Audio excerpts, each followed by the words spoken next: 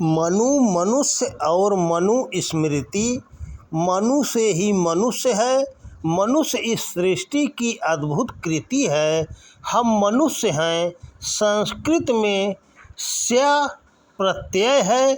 स्या का अर्थ का की के होता है। मनुष्य का अर्थ है मनु के या मनु का। मानव का अर्थ भी यही है। मनो अपत्यम मानवः। प्रख्यात पत्रकार और संस्कृत विद्वान डॉक्टर सूर्यकांत बाली ने ऐसे तमाम उद्धरण देकर मनुष्य को मनु की संतान बताया है। मनुज मनुष्य या मानव मनु के ही विस्तार हैं। काल गणना की बहुत बड़ी इकाई है। मनवंतर इसके पहले छोटी इकाई है। युग सतयुग, त्रेता युग, द्वापर युग और कलयुग, 4 युगों को जोड़कर महायुग बनता है। 31 महायुग का जोड़ मनवंतर है। हर एक मनवंतर में एक मनु है। मनवंतर 2 मनुओं के बीच का अंतर काल है। अनेक मनु हो चुके हैं। ऋग्वेद का रचना काल विश्व में प्राचीनतम है। ऋग्वेद वाले मनु हर एक मंगल कार्य में आगे आगे चलते हैं। शतपथ ब्राह्मण में वर्णित मनु जल प्रलय में मछली की सहायता से अकेले ही बच निकले थे। मनु ने ही सृष्टि बीजों की रक्षा की थी। अथर्ववेद वाले मनु भी ऐसे ही हैं और मत्स्य पुराण वाले मनु भी। जयशंकर प्रसाद की कामायनी में भी इन्हीं मनु का अद्भुत काव्य वर्णन है। भारतीय काव्य पुराण और वैदिक मंत्रों में विस्तृत मनु हमारी राष्ट्रीय स्मृति के रहस्यपूर्ण प्रतीक है।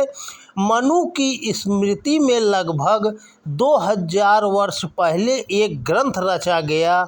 मनु स्मृति 2000 वर्ष की गणना का अनुमान कोरी कल्पना नहीं है। मनु स्मृति की भाषा वैदिक संस्कृत छद्म में नहीं है। मनु स्मृति के श्लोक व्याकरण के अनुशासन में है। व्याकरण का बंधन पाणिनि के बाद विकसित हुआ। मनु स्मृति की संस्कृत शतपथ ब्राह्मण या ऋग्वेद अथर्ववेद के बाद की है।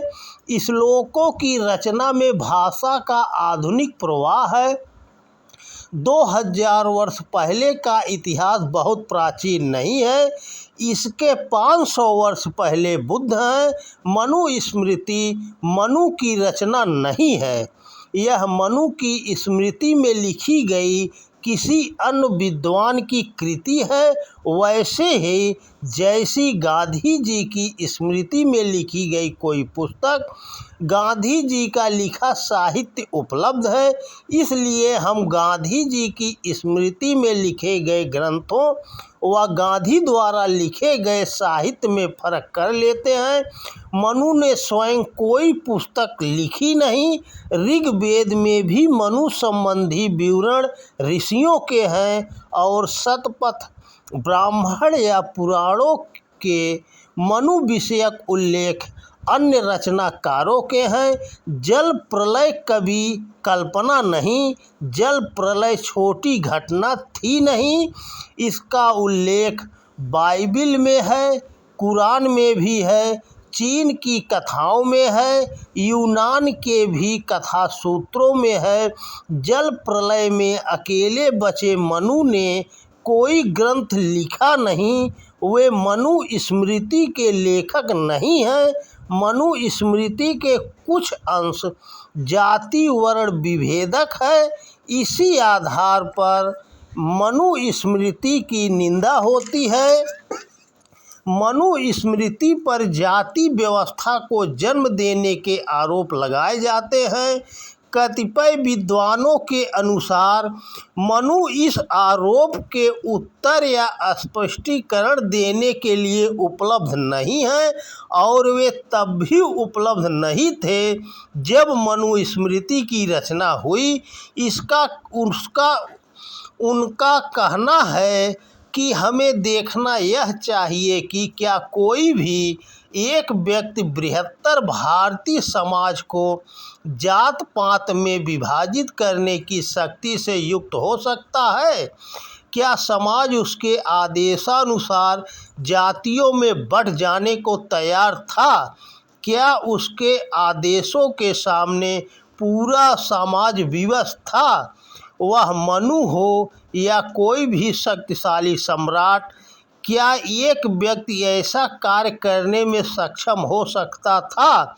क्या आधुनिक इतिहास के शक्ति संपन्न तानाशाह राजा व बादशाह ऐसी व्यवस्था लागू करने में सक्षम है? ऐसे प्रश्नों का उत्तर नहीं है। Doctor B R. अम्बेडकर ने जाति के जन्म और विकास पर गहन विवेचन और विश्लेषण किया था। उन्होंने कोलंबिया विश्वविद्यालय न्यूयॉर्क में 9 मई 1916 के दिन एक लिखित भाषण दिया था। सन 1993 में डॉक्टर बाबा साहब अम्बेडकर लेख व भाषण नामक पुस्तक को प्रकाशित किया गया था। संपादक मंडल ने भूमिका में भारत में जातियां शीर्षक देकर लिखा है। डॉक्टर अम्बेडकर के अनुसार भारतीय प्रायद्वीप के एक छोर से दूसरे छोर तक लोगों को सांस्कृतिक एकता ही एक सूत्र में बांधती है। जातियों के संबंध में विद्वानों के मतों का मूल्यांकन करने के बाद डॉक्टर अम्बेडकर का कथन है कि बहिर्विवाह के ऊपर अंतर्विवाह का अध्यारोपण ही जाति समूह बनने का मुख्य कारण है। डॉक्टर अम्बेडकर के अनुसार समाज में छोटे छोटे भाग बनना एक प्राकृतिक प्रक्रिया का घटना है। इन्हीं छोटे भागों या समुदायों ने बहिष्करण व अनुकरण द्वारा विभिन्न जातियों का रूप ले लिया। डॉक्टर अम्बेडकर का यह भाषण पठनीय है। उन्होंने लिखा है, मैं सर्वप्रथम भारत के स्मृतिकार के संबंध में कहूँगा।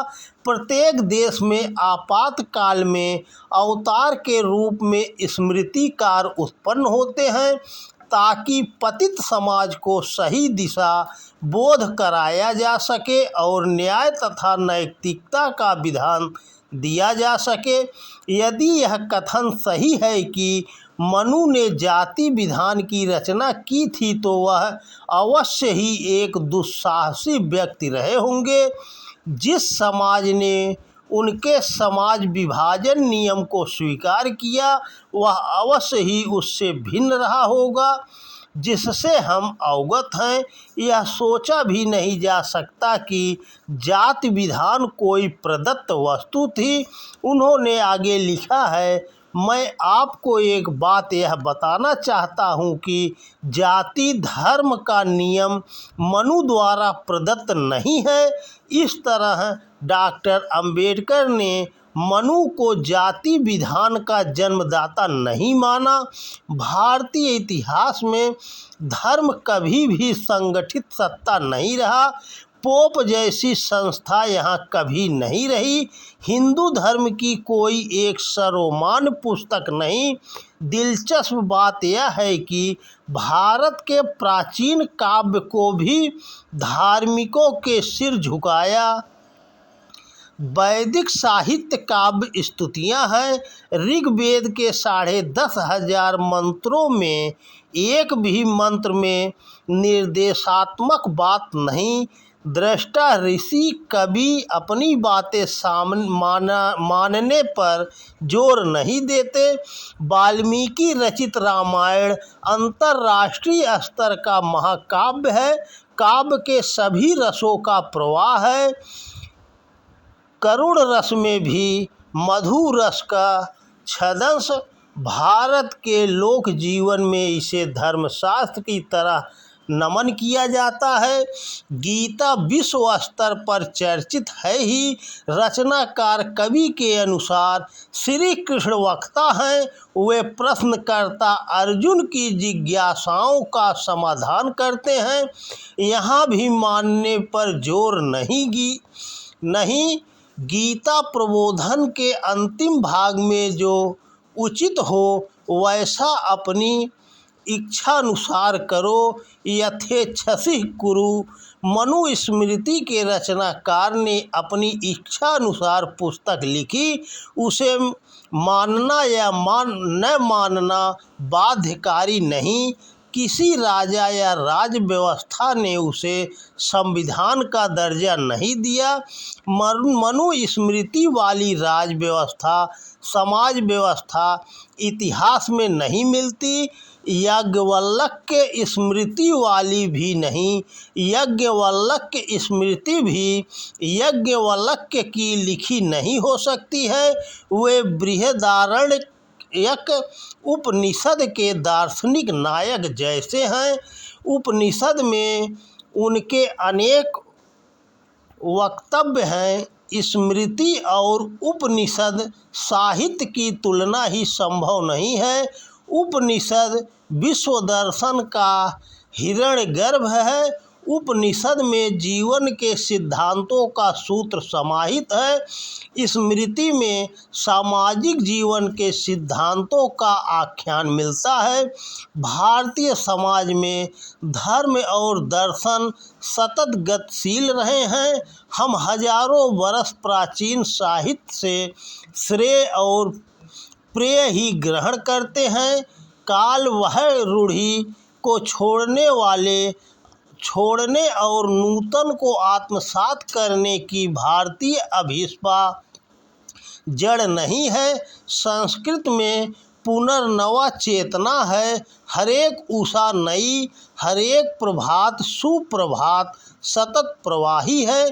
यहाँ का राष्ट्र जीवन इसी सांस्कृतिक चेतना में गति करते हुए प्रगतिशील होने का रमण सुख संभव है।